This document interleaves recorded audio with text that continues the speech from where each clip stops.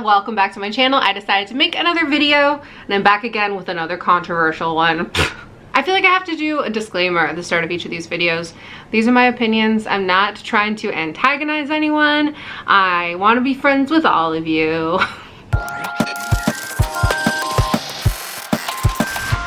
Okay, but for serious, I do want to talk to you guys about a beloved book from the last couple of years, Empire the Vampire by J. Kristoff. I decided to do this video now because Empire of the Damned is just coming out. It's already out in the UK by the time I'm filming this, but it'll be out in Canada and the US this week, I think, soon. Next week? I don't remember. And before we get to Empire of the Damned, I just want to address some things that I noticed about Empire of the Vampire. I've owned this since the day it came out. This is the Indigo exclusive edition. It's just got the red cover instead of the black one. But I bought it when it came out and I had actually no intention of reading it. I'm not a vampire girly. I wasn't really like ready to dive back into vampires. But when a buddy read group was going around on Instagram, I did decide to join it. And I'm really glad I did. I had an excellent time. Everyone in that group is hilarious. And we are coming back again for Empire of the Damned. Maybe, unless they kick me out of the group after this video.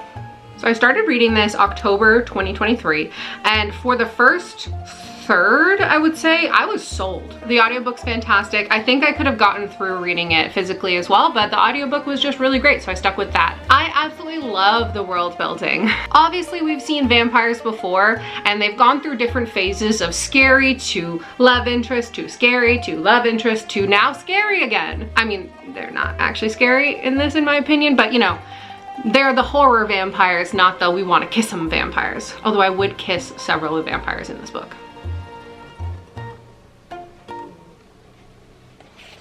What were we talking about? World building. I was pleasantly surprised with this. I know J. Kristoff is known for this type of gothic stuff. I haven't read anything else from him, but the gothic atmosphere of this was particularly nice. Have we seen bloodlines before? Have we seen houses before? Especially in a school setting.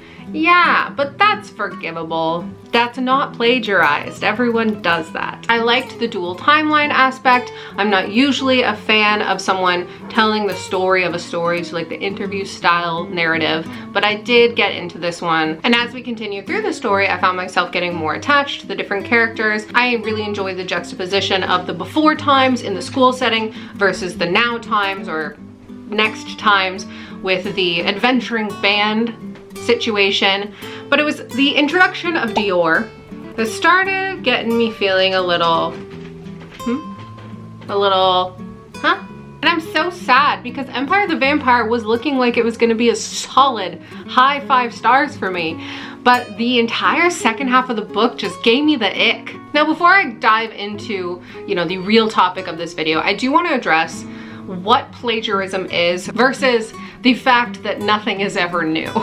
Let me put this down, it's heavy. It's a commonly known thing in media, in books, movies, television, that a lot of tropes and a lot of basic ideas are repeated. I mean, of course they are. Everyone knows that Avatar is just Dances with Wolves. Everyone knows that, right?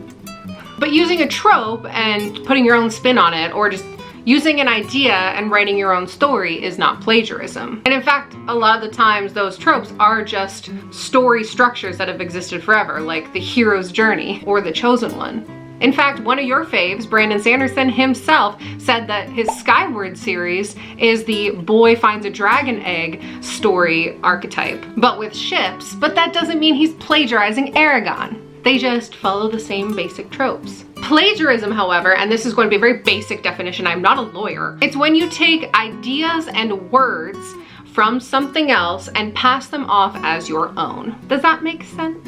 I mean, you know what plagiarism is. You've been told since you were 7 years old not to plagiarize in school. Cite your sources. So again, before I dive much deeper into the topic, this video is still meant to be lighthearted.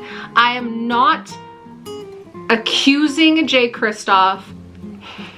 I am accusing him of plagiarism. I'm not attacking J. Kristoff. I'm not mad at J. Kristoff. I just want to point out some observations I've made that seem to align with the definition of plagiarism. I'm even wearing chainmail to combat anyone who's mad at me after this video. I'll beat you up.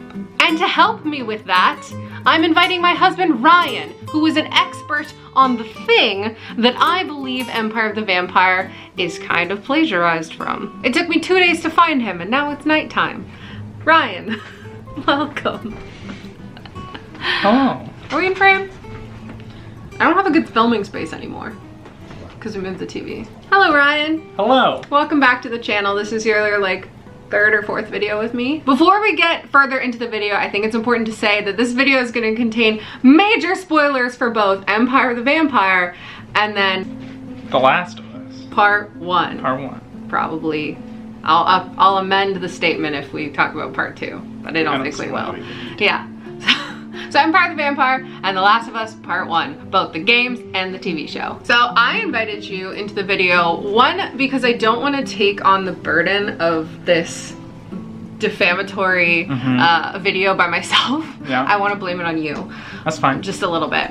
But also because, so I finished the book within a couple of days of reading it, and like my mind was racing because I was like loving the book and then took a quick turn into Ickville. It's like, I need to talk about this with someone who will understand exactly what I'm talking about, and that person is Ryan. I would say that every major plot beat in that book can be found in The Last of Us. They just did it in a slightly different order. Like barely even, because so I want to make it clear, I know plagiarism is a really strong word, and I want to make it clear I'm not accusing necessarily J. Kristoff of plagiarism. Another way to say it is Empire of the Vampire is totally ripped off. Like, it's totally ripping off The Last of Us, and I don't know if that's better or worse than using the word plagiarism, but like by definition it's kind of plagiarism. And so when things are just tropes or similarities, it's not that bad. Yeah. But having the two characters that end up alone on this specific mission be like grumpy badass man and his now surrogate daughter figure who's a sassy teen who don't take no shit, that is Joel and Ellie. Grumpy old man who used to be the best of the best at what they do and kind of are just on the wayside at this point, but they have to come back in to do one more job or something like that. And that job being an escort mission for a very important teen girl. Yeah, exactly. And like, even down to the teen girl, in the book there was no reason Dior needed to be gay, but she is. And that's completely fine, but Ellie is gay. For Dior being gay, it's like, there's literally no problem with that, but it doesn't feel like there was a reason for it beyond just having her be gay. I also think there's no reason for Dior to be a girl. I know it's to have the parallel between Gabe's dead daughter, Joel's dead daughter. Yeah. It's to have the parallel of like him seeing her as like a replacement for his deceased daughter, but we could have just given Gabe a son who died, and then Dior could be a boy. Yep.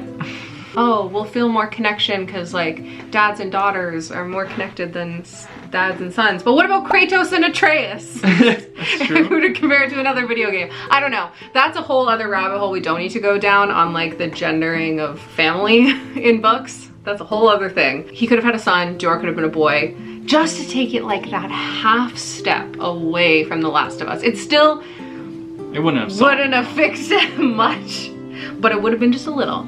Joel and Ellie are Gabe and Dior. They're the exact same characters. The setting is the same. It is vampires instead of zombies, clickers, but it is a apocalypse, like later into an apocalypse. But still, all of that is vibes, and all of that could be like, oh, they're just similar.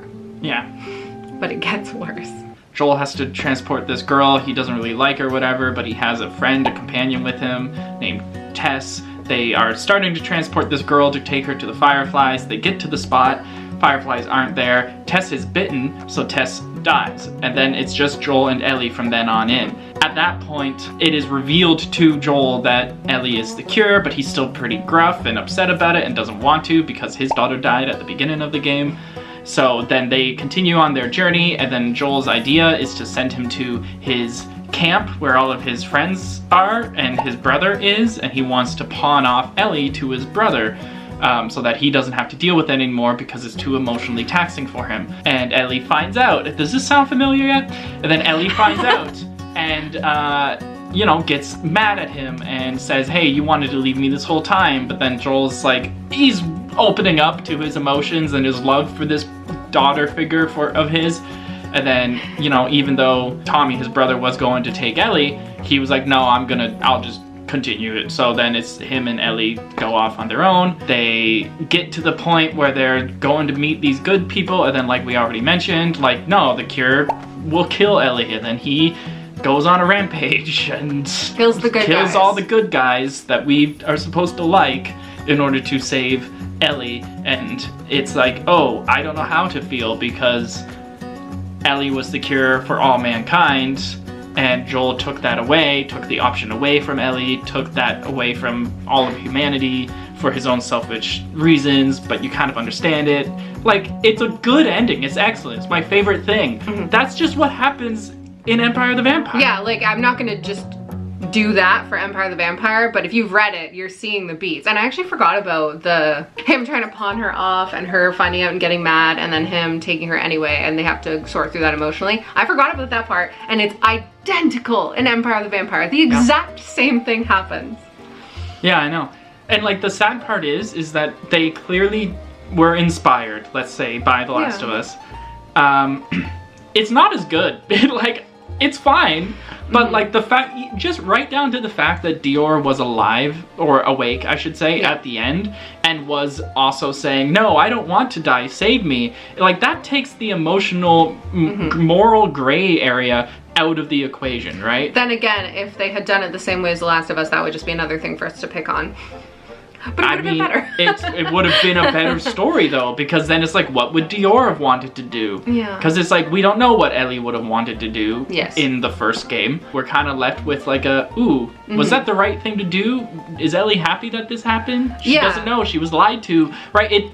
It's so good. And I won't say, like, this will not be a spoiler for part 2 of The Last of Us, but obviously we do find out sort of repercussions of that decision that Joel made. But we're not going to get that in Empire of the Damned, because Dior made the choice with Gabe. I almost called him Joel. Dior made the choice with Gabe. Now they're kind of like in it together, I guess. I don't think there's going to be the same kind of like emotional tension there.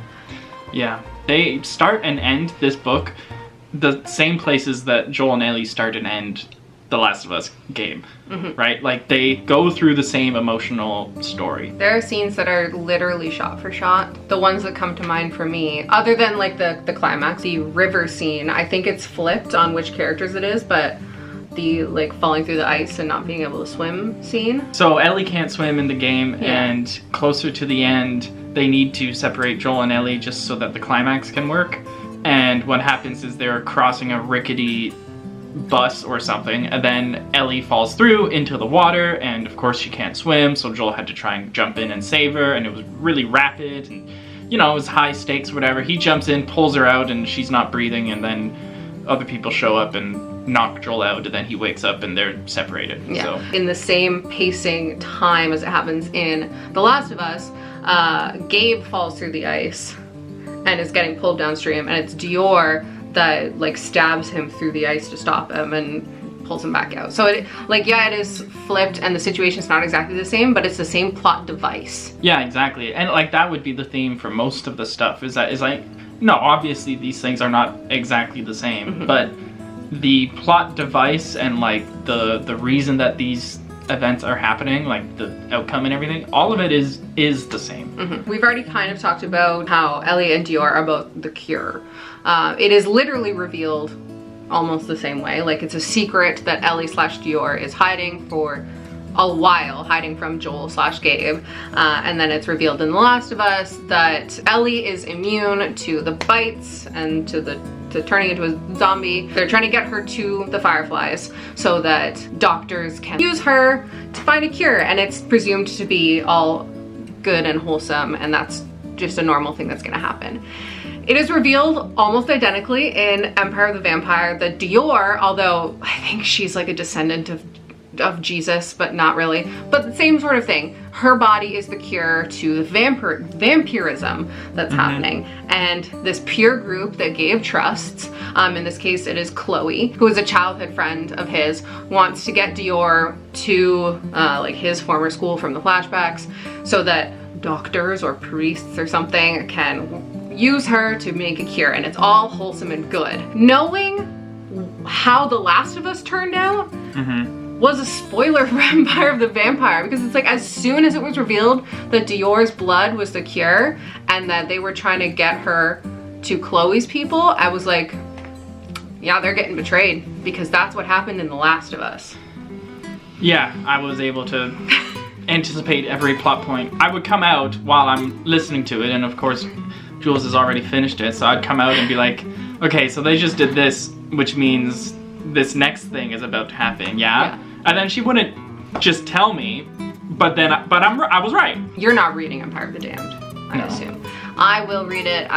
We live in Canada, so I have to wait until March 12th for it to be out. A bunch of the people from the Buddy Read group are already finished the book because they're in the UK. I don't know if I'm even gonna read it right away. It really sucks, because I was loving Empire of the Vampire, but the ending and the ripoff left such a sour taste in my mouth for the series, I guess, that I'm just like not excited for Empire of the Damned, and that's such a bummer.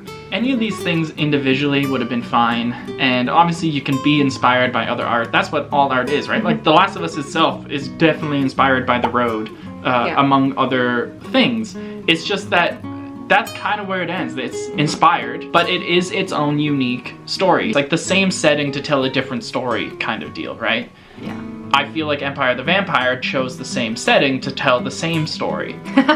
That's so true. The main difference truly is that Empire of the Vampire had the flashback sequences, which we don't get from The Last of Us Part 1 at least. We don't know what happened to Joel's wife, if he ever had one, like Sarah's mom. Yeah. We don't know what happened to Sarah's mom, but we do know what happened to Gabe's family. And we know how he met his future dead wife. And we got to see their romance blossom, which obviously we don't get in The Last of Us, but it's a different storytelling format. All of that, though, is just a way to justify Gabe's actions. Like, all of that, all of the backstory of Gabe. That's true. Like, the reason that they're telling it to us is so that we can understand where Gabe is coming from and have it all be justified. Yeah. We saw how he became the person he is. See, The Last of Us did that as well. It took them 15 minutes. The actual worst thing is that a completely unrelated property story should not give you spoilers for something that you're reading now. Like, that's the weirdest part, is that we both knew exactly how the story was going to unfold because we love The Last of Us. But they're totally unrelated. That's not how that should go. Yeah. Yeah, and I think your example of The Last of Us and The Road is great, because it's like, yeah, they're very aesthetically and visually and vibes-wise similar, but they're entirely different stories. Yeah, you can't watch The Road and then be completely spoiled for The Last of Us. Exactly. Like, that's not gonna happen. Honestly, that's the sadder one. The people that go for Empire of the Vampire first are getting The Last of Us spoiled for them. That's sad. right. So sad. That is the more tragic thing. Could write 19 essays on this topic, but we did cover the basic similarities.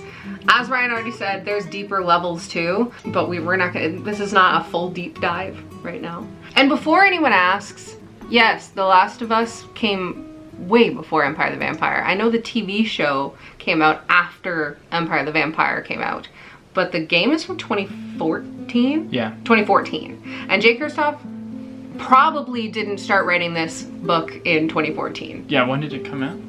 2020? 2021 maybe? I mean, yeah, I know it takes a long time to write a book, but he said it took him 2.5 years to write Empire of the Damned. So at earliest he was writing in like 2017 for Empire of the Vampire. Yeah, you're done, you can leave. I think it's important again to say that I'm not just here like whining about not liking Empire of the Vampire, because I really liked it and I'm conflicted and I don't know how to feel, because it just made me uncomfortable how similar it was to The Last of Us towards the end. Please let me know in the comments if you agree with me. I would love to know that. But also if you would disagree with me, I want to hear about it. I've had conversations already with like the buddy read group and just unrelated people about this, and I've had like 50-50. It's a toss-up if people agree or do not. A lot of it depends on if they've played The Last of Us. But yeah, let me know your thoughts in the comments, please. Before I go, don't forget to like and subscribe and ring the bell icon so you know when I upload new videos. I upload 2 days a week. I love you guys. Goodbye.